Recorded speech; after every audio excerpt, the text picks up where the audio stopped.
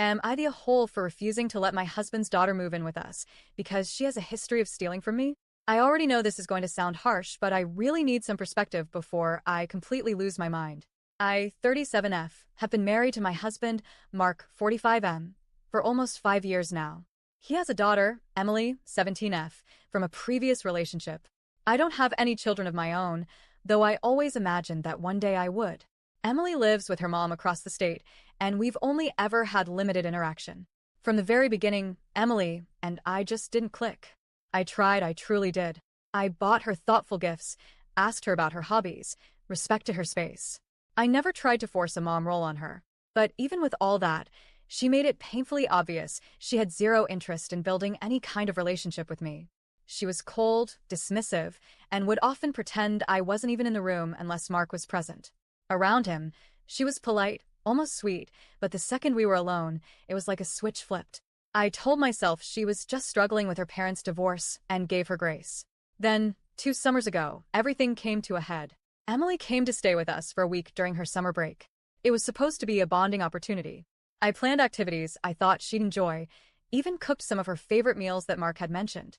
But that week turned into a complete nightmare. First, my wedding ring went missing. I searched everywhere. I was devastated. It wasn't just expensive, it held emotional value.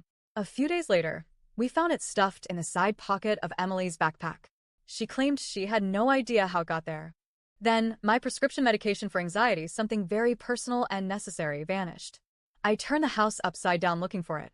A couple days later, Mark confronted Emily after I noticed she was unusually drowsy.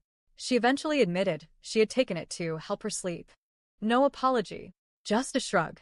But it didn't stop there. Expensive makeup, skincare, even my underwear started going missing. I felt so violated, like I couldn't even be comfortable in my own home. When I finally confronted her about it, and yes, I was calm, respectful, and not accusatory, she completely melted down. She burst into tears and accused me of hating her because I wasn't her real mom. Mark immediately jumped to her defense. He told me she was just acting out, that I was being too harsh, and that I needed to be more understanding of her trauma. When I asked him where my understanding and boundaries fit into this, he just repeated that she's just a kid. After that visit, I sat Mark down and set a very clear boundary. Emily was not welcome to stay with us unsupervised again. I told him that until she acknowledged what she had done and made amends, I didn't feel safe or respected in my own home. He reluctantly agreed. Fast forward to last week. Emily's mother is apparently moving to another country with her new husband, and Emily has made it clear she doesn't want to go with them. Naturally, the next option was us. She asked if she could move in full-time for her senior year of high school. The moment Mark brought it up, I felt my stomach drop. I knew this day might come eventually, but I had hoped things would be different by then, that she would have grown, matured, maybe even made some effort to repair things. But no such thing ever happened. She never once apologized. Never once acknowledged the hurt or discomfort she caused. Most of my belongings are still unaccounted for. It's like I'm expected to just forget and forgive because she's a teenager. So I said no.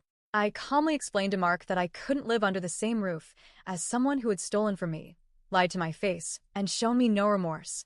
I told him I supported him being there for his daughter and would even help him look for a nearby rental if he wanted to live with her elsewhere. But I was firm. I will not sacrifice my sense of safety and peace just to play house with someone who has shown me nothing but contempt. He didn't say much that night, just sat in silence with a clenched jaw and vacant eyes.